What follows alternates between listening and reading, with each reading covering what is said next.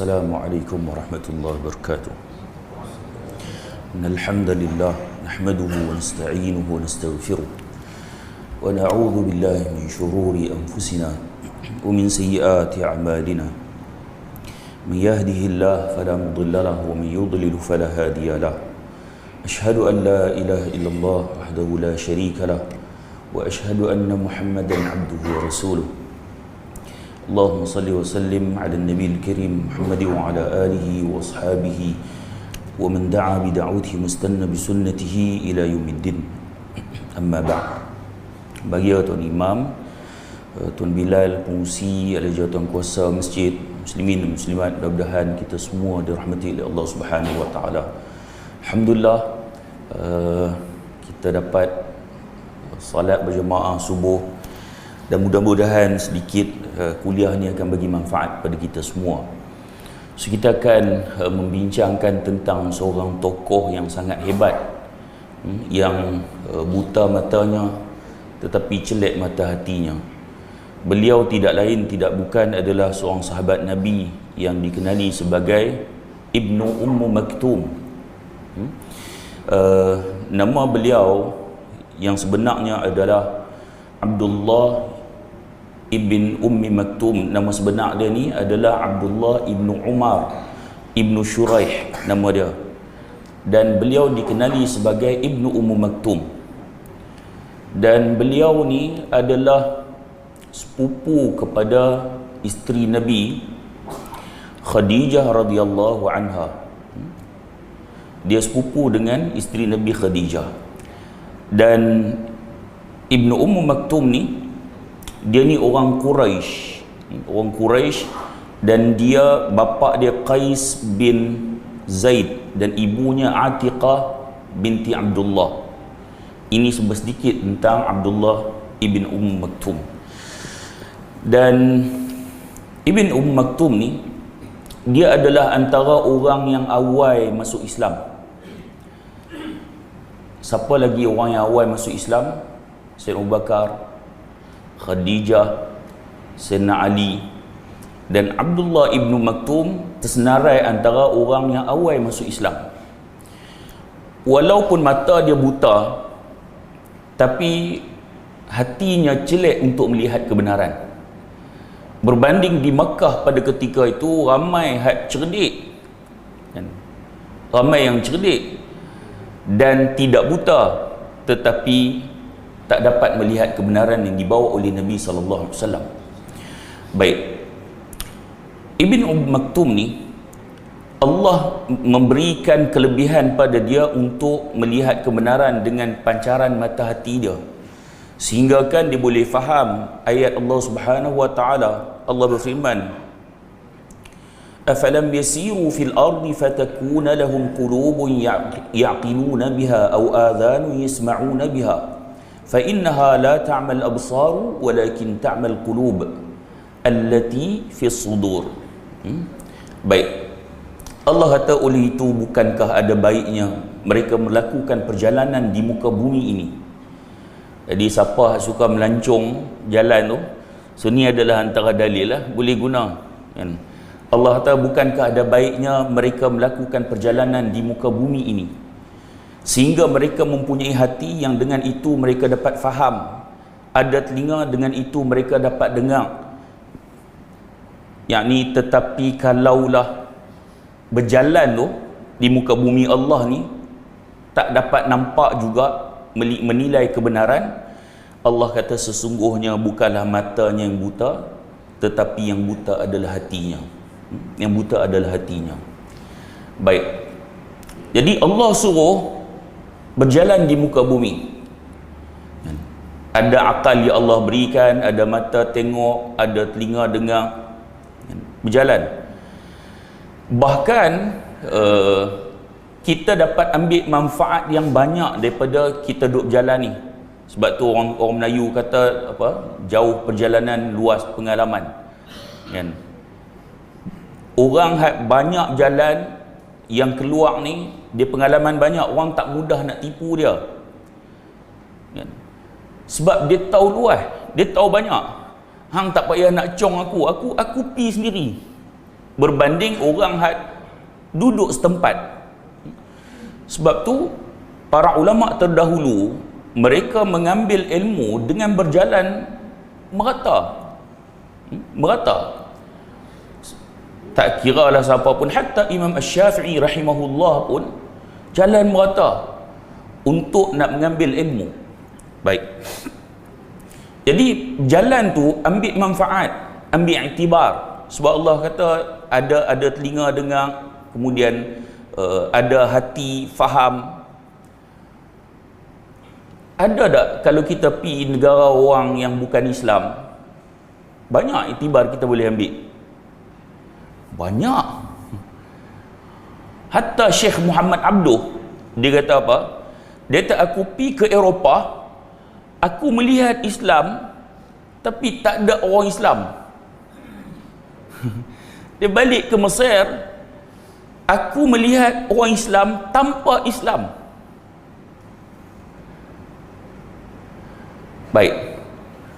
Kenapa Syekh Muhammad Abduh dia kata macam tu? Sebab memang dia pergi Eropah, dia melihat apa yang Islam sampaikan, hak tu orang Eropah buat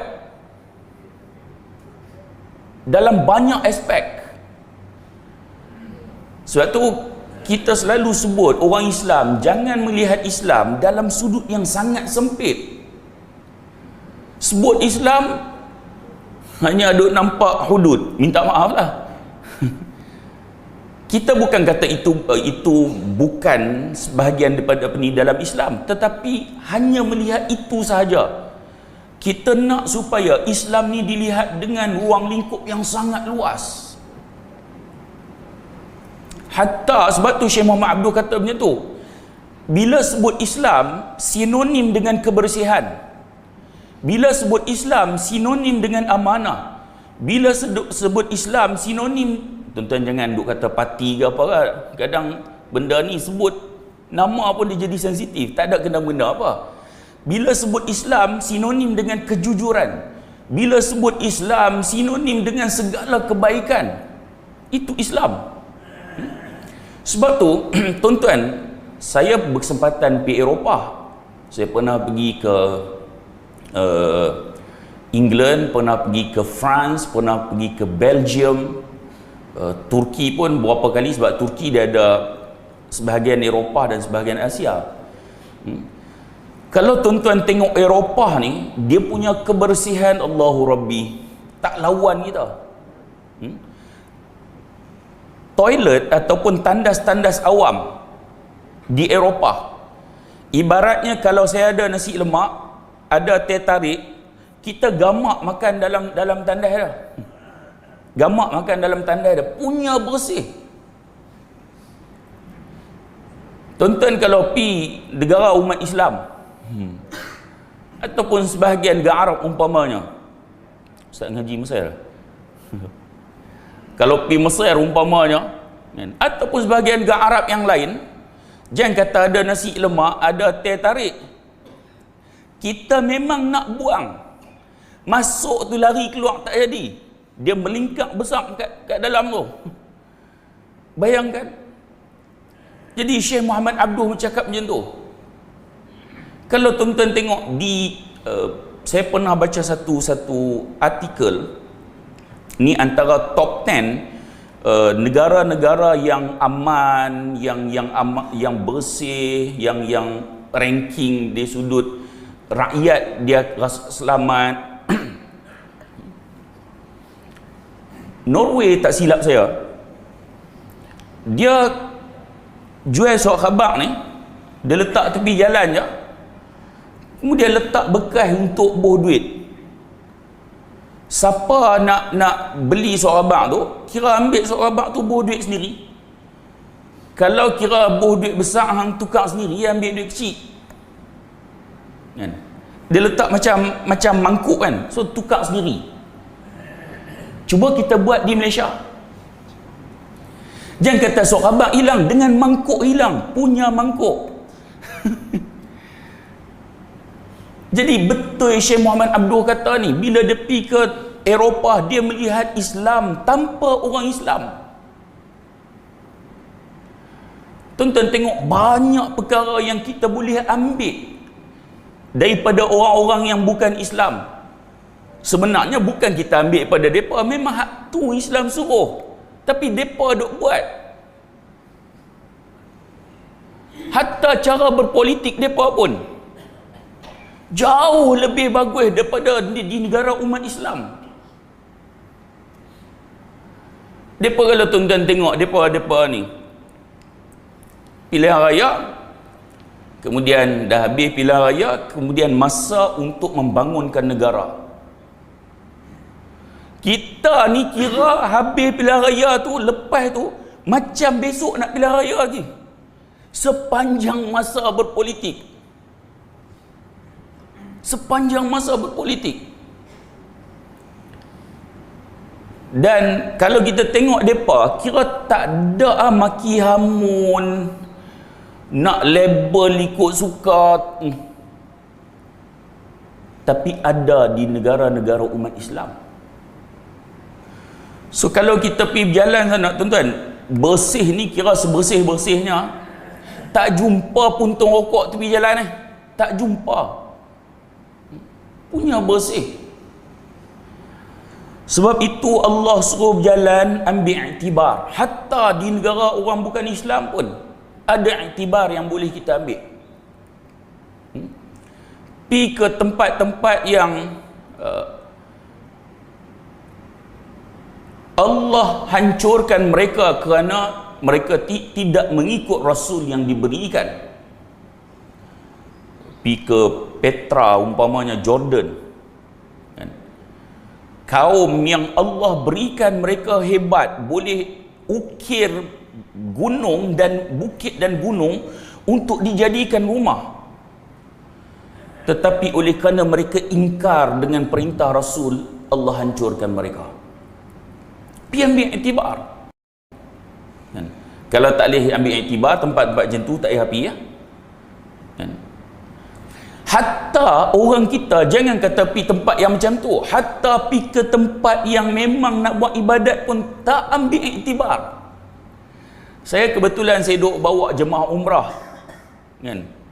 Ramai di kalangan kita hak pergi dah memang tempat ibadah yang sepatutnya ambil iktibar pun tak ambil iktibar kak. Pun tak ambil iktibar kak. Kita bawa ke Jabal Uhud, kan? Jabal Uhud, sekadar pergi ambil gambar. Kita orang kampung kata dah pergi dah Jabal Uhud, sekadar tu je. Saya selalu bila saya bawa jemaah umrah ni, saya kata tuan-tuan sampai ke tempat ni, antara yang tuan-tuan perlu buat, tuan-tuan kena hilangkan dulu kedai-kedai yang ada tepi-tepi ni. Sebab turun-turun bas tu pergi cari aiskrim dulu, nampak aiskrim tu tak salah. Tak salah. Kan tengah-tengah panas tu memang kita cari aiskrim pun. Tapi kalau boleh cuba buang dulu. Maksudnya buang hak aiskrim tu, buang kedai-kedai tu. Tinggal betul-betul bukit, batu-batu yang besar, padang pasir, tinggal tu je. Kan? Waktu tu baru kita nampak susahnya perjalanan Rasul dan para sahabat. Baru kita akan nampak. Hatta kalau kita daripada Madinah, daripada Makkah ke Madinah pun ambil masa 5 jam, tak rasa apa. Naik bas aircon pula, tak dapat ambil iktibar. Melainkan masa kalau singgah mana-mana tu kita turun, rasa dengan panas, dengan bukit bukau, dengan susahnya, tak ada kedai, tak ada jalan raya. Lalu kita fikir, susah sungguh Rasulullah dan para sahabat di dalam menyampaikan agama Allah. Waktu tu kita akan rasa macam tu. Selagi mana kita tak buang hak benda-benda tu, kita tak ambil iktibar. Kan? Sebab kita duk nampak macam tak ada lah susah sangat. Kita memang tak susah naik bas aircon. Jadi Allah suruh buat melakukan perjalanan ni ambil iktibar. Jika sekiranya pergi jalan ni Tak ambil iktibar juga, Allah kata sesungguhnya bukan mata yang buta. Hak buta ni buta hati. Dah pindah tempat tu. Itulah kawasan yang Allah hancurkan mereka kerana kezaliman, kerana keingkaran mereka kepada dakwah Rasul. Tak ada apa-apa. Nampak, tapi tak ada apa-apa. Dah pindah tempat yang ni tempat Rasulullah dan para sahabat. Saat getirnya perjuangan Rasulullah dan para sahabat, susahnya mereka, tak ada rasa apa-apa, mata tengok. Allah kata hak buta bukan buta mata, tapi buta hati. Kita tak risau ke kita pergi tempat-tempat tu tak ada feel apa-apa. Allah kata buta mata hati, tak ada rasa apa-apa. Hatta kalau dulu boleh pergi ke Gua Hira kan, naik Jabal Thur kan, rasa seronok, aku dah sampai dah, hak tu lah.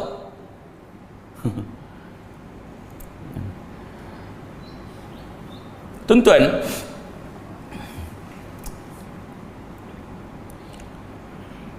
Gua Hira Jabal Nur bertukar pula. Kalau pi ke Jabal Thur, kita pi ke sana tu, tuan-tuan,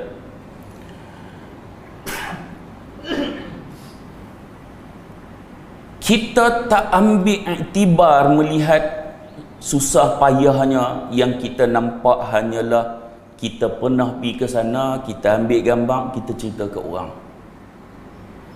Tidakkah kita khawatir yang Allah sebut orang yang macam ni buta mata hati dia? Kemudian Ibnu Maktum, dia yakin buta mata dia ni adalah keistimewaan yang Allah berikan pada dia. Bahkan keistimewaan ni bukan Allah bagi pada dia aja, Allah bagi pada orang lain juga, yang bila Allah ambil keistimewaan yang sepatutnya ada pada manusia, bila Allah ambil, itulah satu keistimewaan yang lain. Dia rasa macam tu.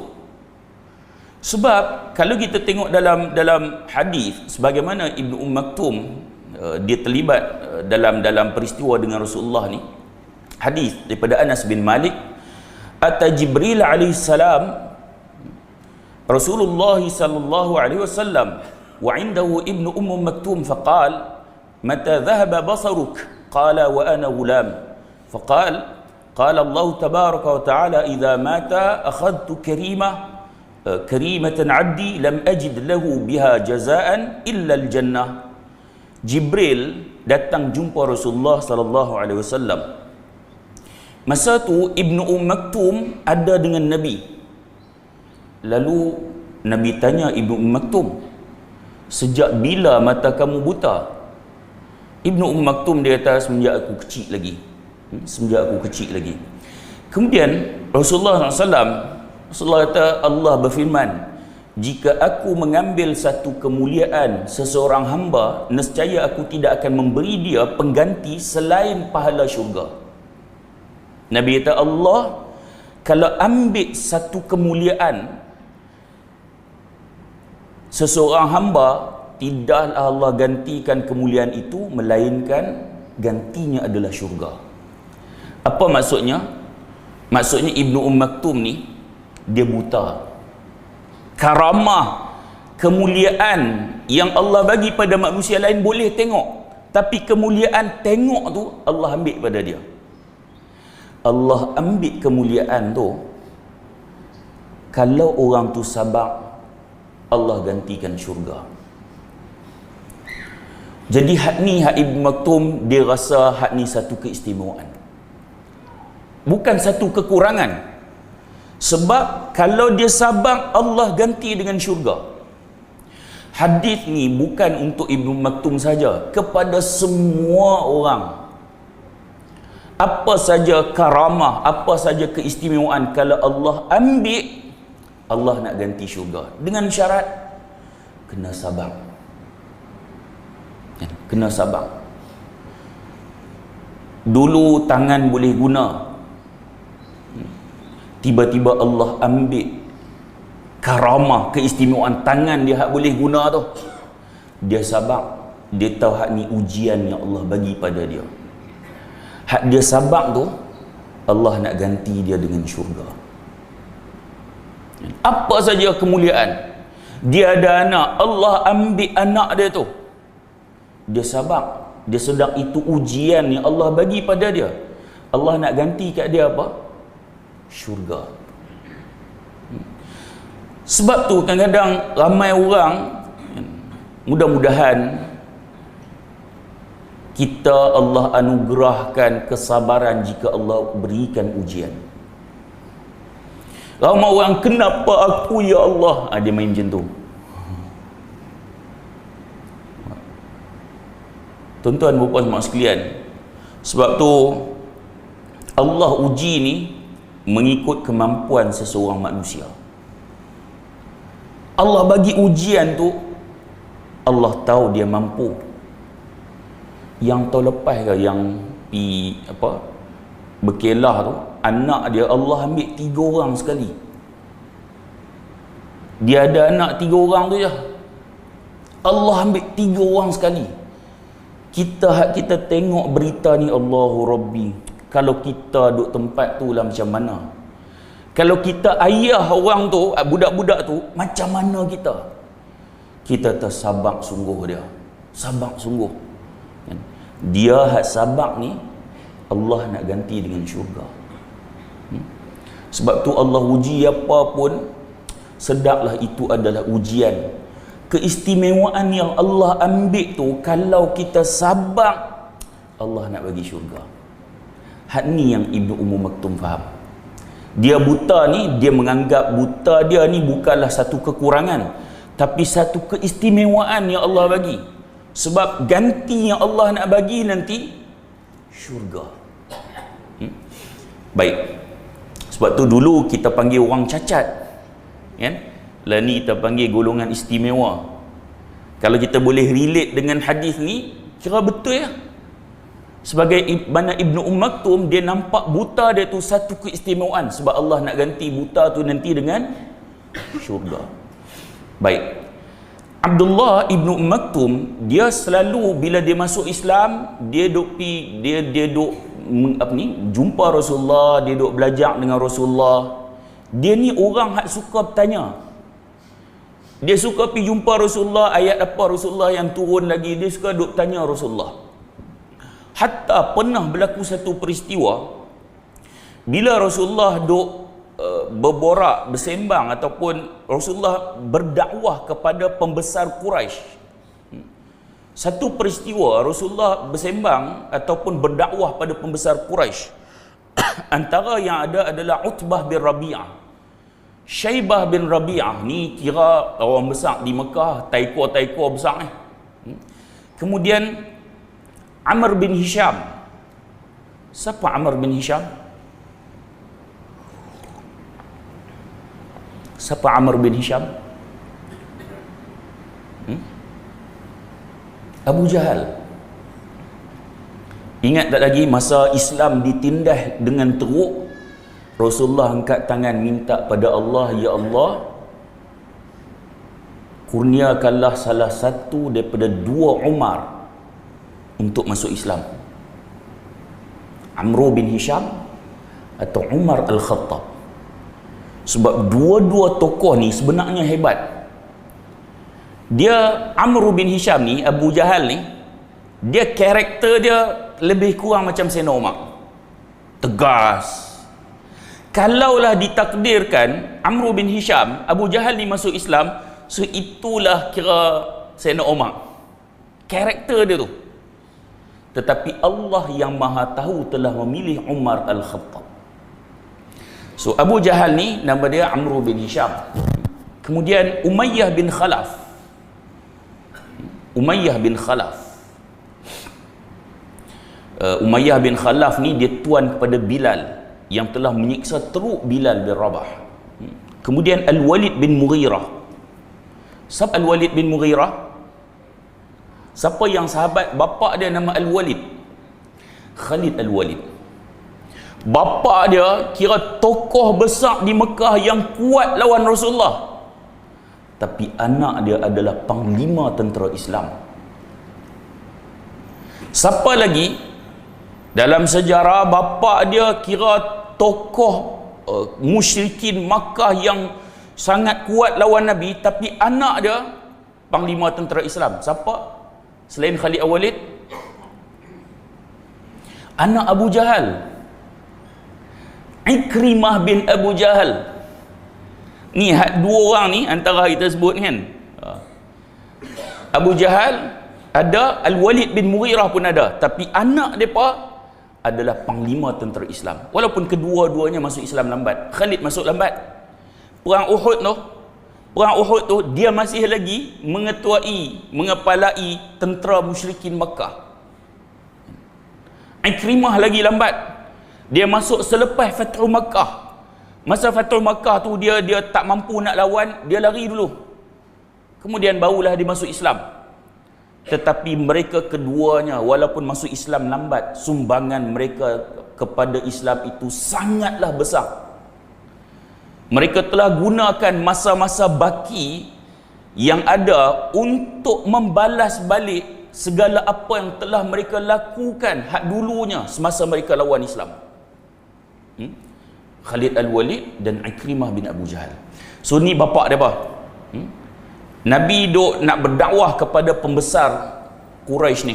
Ni kira datuk seri apa semua di Mekah ni. Kan? Ibaratnya macam itulah. Kan?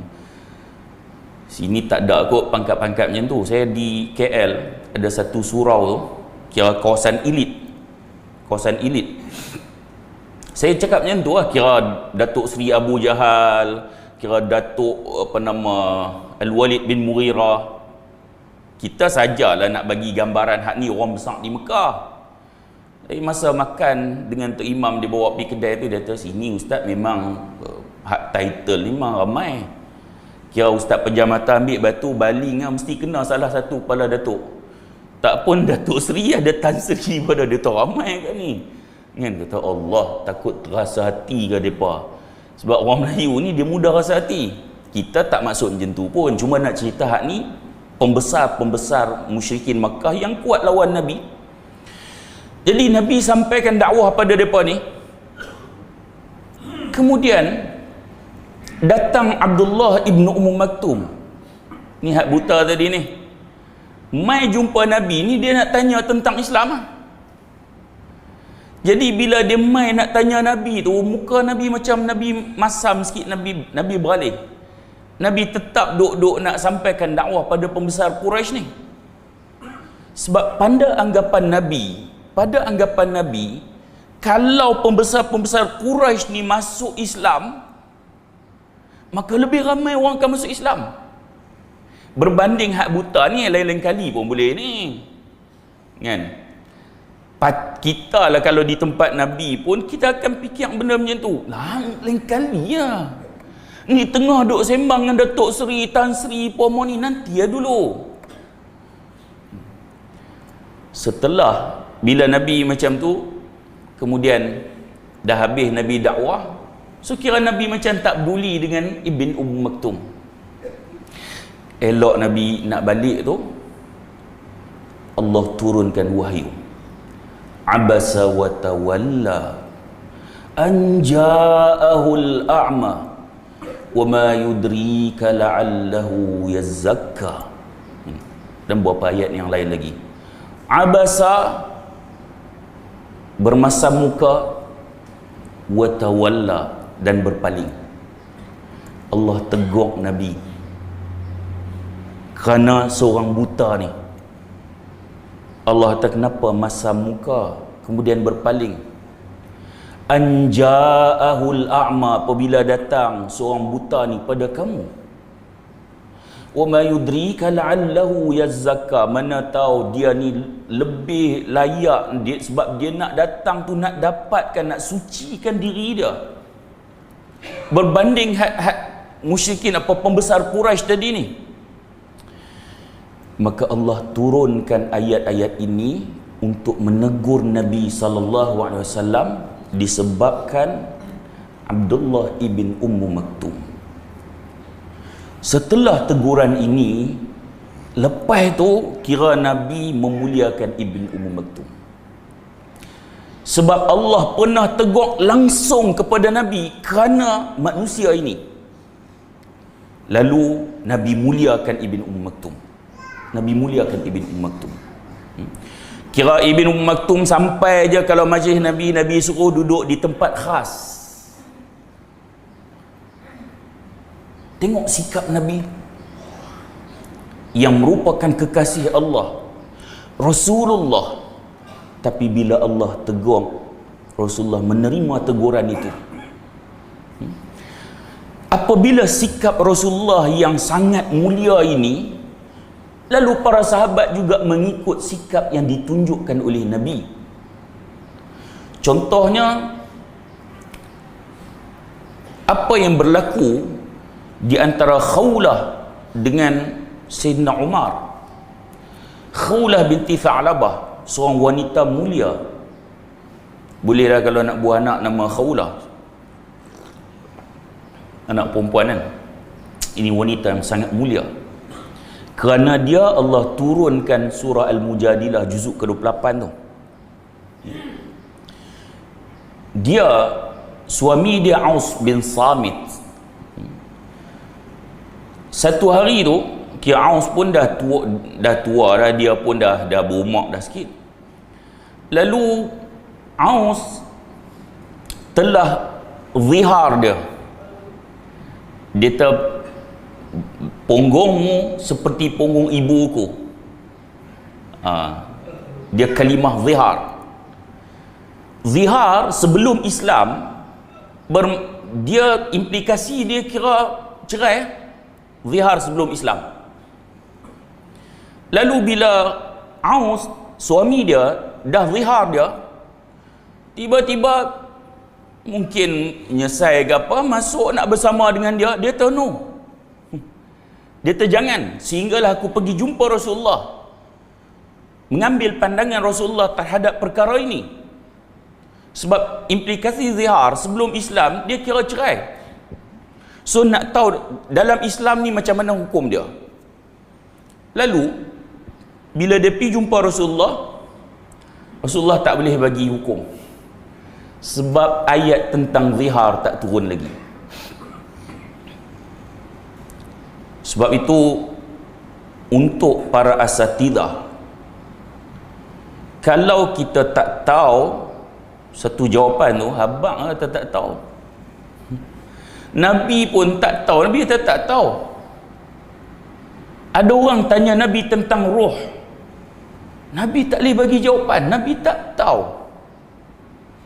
Sehinggalah Allah turunkan wa yas'alunaka 'anir ruh qulir ruhi min amri rabbi. Apabila mereka bertanya kamu tentang roh, bagi tahulah roh itu adalah urusan Tuhanku. Hak sebelum tu orang tanya Nabi, Nabi tak ada jawapan. Tak jadi lekeh pun seorang ustaz jawab tak tahu. Tak jadi lekeh. Kata saya tak tahu, saya balik rujuk semula, kuliah akan datang, saya main jawab. Jangan duk belasah ikut dan aku satgi tak jawab lagi, depa kata aku tak erti pula, kira bubuh betul ya. Satgi orang kata tak erti no. Nabi kata tak tahu. Kemudian Khawlah dia rasa macam sempit dada. Bila Nabi tak ada jawapan, dia sempit dada. Pasal apa dia sempit dada? Dia nak balik jumpa suami dia ni, tapi tak tahu. Dia status tak tahu. Macam mana dia nak berhadapan dengan suami dia, boleh tak jima, boleh tak? Tak tahu. Dia sempit dada. Dia angkat tangan mengadu pada Allah, suruh turunkan ayat melalui lisan nabimu. Duk beberapa ketika Allah turunkan qad sami'allah qawlan lati tujadiluka fi zawjiha wa tashtaki ila Allah wallahu yasma'u tahawurakuma innallaha sami'un basir. Qad sami'allah, Allah telah mendengar qaulal lati tujadiluka fi zawjiha, perkataan yang telah ni perempuan ni adukan berkaitan dengan suaminya. Wallahu yasma'u tahawurakuma, Allah dengar pengaduan kedua antara kedua mereka. Tuan-tuan, clue dia adalah wallahu yasma'u, Allah telah dengar. Khawlah pi mengadu ni Allah dengar. Allah dengar. Tu clue dalam ayat ni. Bila zaman Sayyidina Umar, kisah ni ada perbahasan statusnya. Sebahagian menyebut ia sahih, sebahagian menyatakan ada masalah dalam kisah ini. Namun saya melihat ia tidak menjadi masalah untuk menjadikan kisah ini sebagai iktibar. Bila di zaman Sayyidina Umar, kemudian Sayyidina Umar masa tu dia khalifah. Khawlah dah tua. Sayyidina Umar satu hari dia berjalan dengan pembantu dia. Kemudian Khawlah tahan Sayyidina Umar.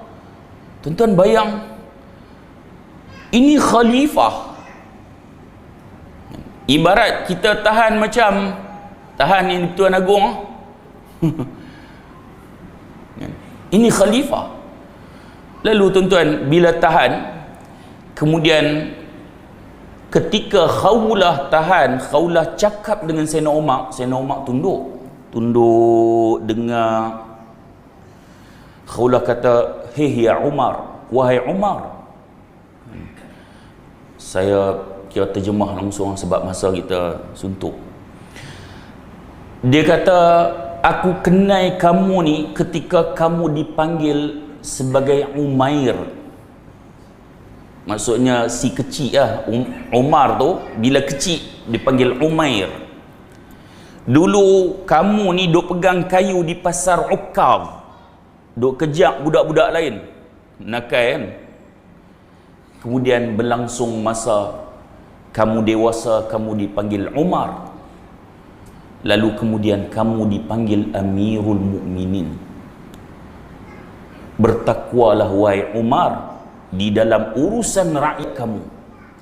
Oi, hak ni kira tahan Umar sebut bertakwalah wahai Umar di dalam menguruskan rakyat kamu. Kalau Umar tak bertakwa, siapa lagi yang bertakwa?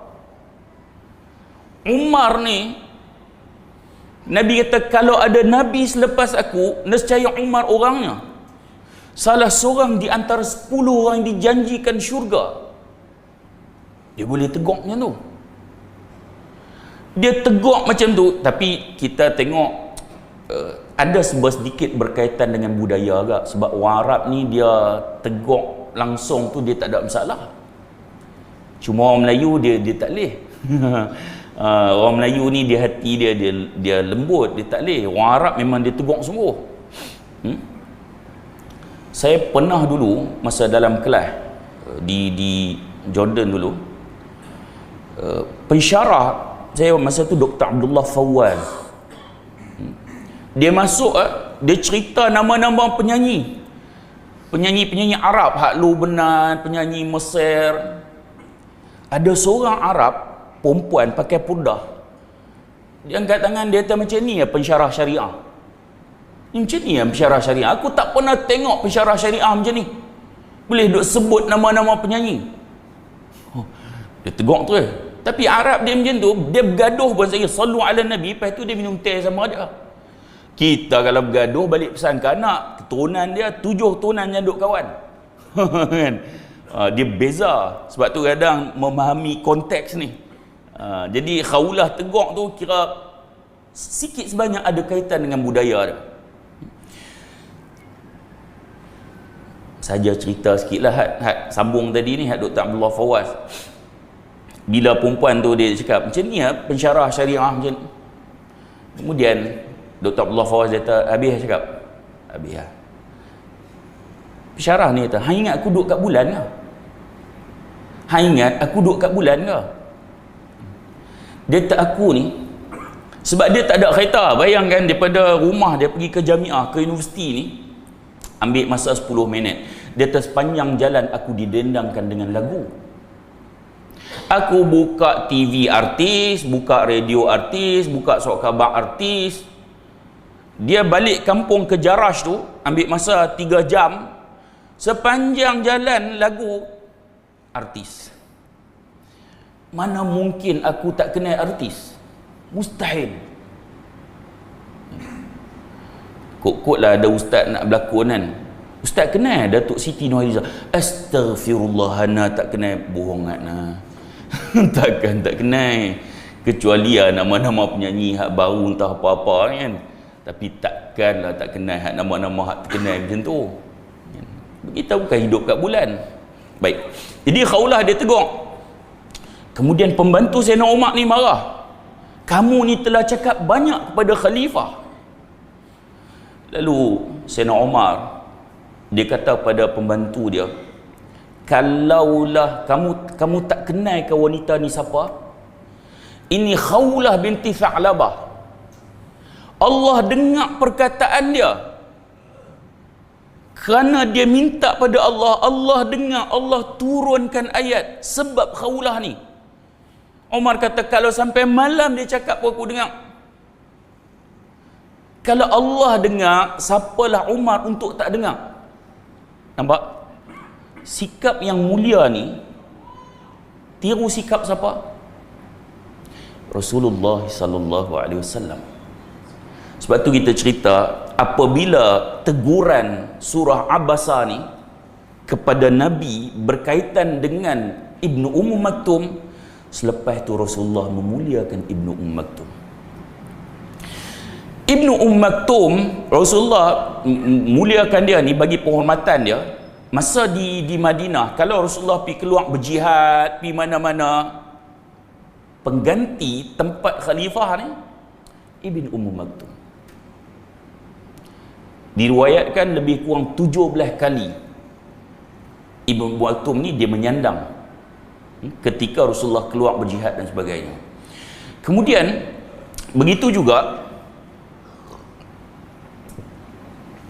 Ibnu Maktum ni, beliau masa hijrah dia adalah antara orang yang awal keluar. Masa tu dia dengan Mus'ab bin Umair, seorang buta dan seorang pemuda. Saya mai akan datang insya-Allah kalau boleh nak cerita Mus'ab bin Umair ni, tokoh pemuda hebat. Seorang buta dan seorang pemuda yang pi dulu. Diriwayatkan tak ada rumah yang mereka tak pi untuk sampaikan tentang Islam.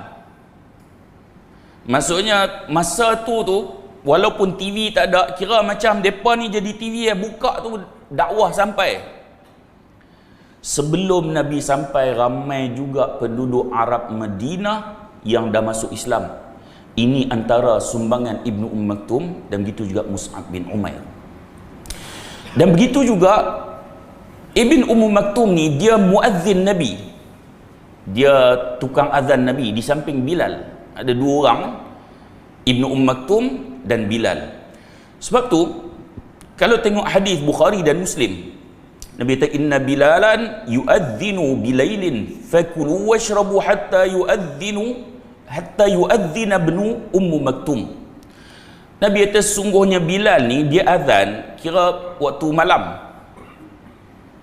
Kalau kita pergi ke Mekah, Madinah tu kan, subuh 2 kali azan. Azan pertama tu panggil orang dulu. Azan kedua barulah masuk subuh yang sebenar. So Bilal azan pertama. Bilal azan pertama. Dan Nabi kata kulu washrabu hatta yu'adzina ibnu Maktum. Makan dan minumlah, yakni puasa.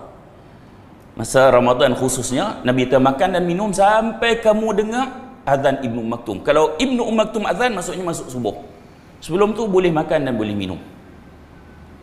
Sebab tu kalau tuan-tuan pergi negara Arab, tempat lain lah, kita tak jumpa yang imsak tu kan. Imsak ni boleh kata mungkin yang lebih duk praktikkan kuat ni di Nusantara. Kalau ikut hadis ni, boleh makan sampai dengar azan. Sampai dengar azan, ikut hadis ni, hadis sahih Bukhari dan Muslim. Cuma ada hadis lain yang Nabi sahabat sebut, Nabi baca lebih kurang 50 ayat sebelum nak masuk subuh tu. Kan, sebahagian nyebut dia ambil dalil tu sebagai imsak. Tak apalah kita ra'i kedua-dua pandangan. Bagi orang yang bangun nawai, tak apalah dia mungkin 10-15 minit sebelum masuk subuh, stop lah. Tapi bagi orang bangun lambat, kan, kira jangan duk pegang waktu imsak tu. Dia dah bangun 10 minit sebelum subuh, tak ada apa, dia Allah imsak dah. Guna hadis ni. Dia boleh makan dan minum sampailah dia dengar azan. Baik. Kemudian Ibn Maktum, biasa habis kau apa subuh? Ke habis dah waktu ni? Sikit kan? Kira kita pergi penghujung. Ada beberapa benda lagi. Kita pergi penghujung.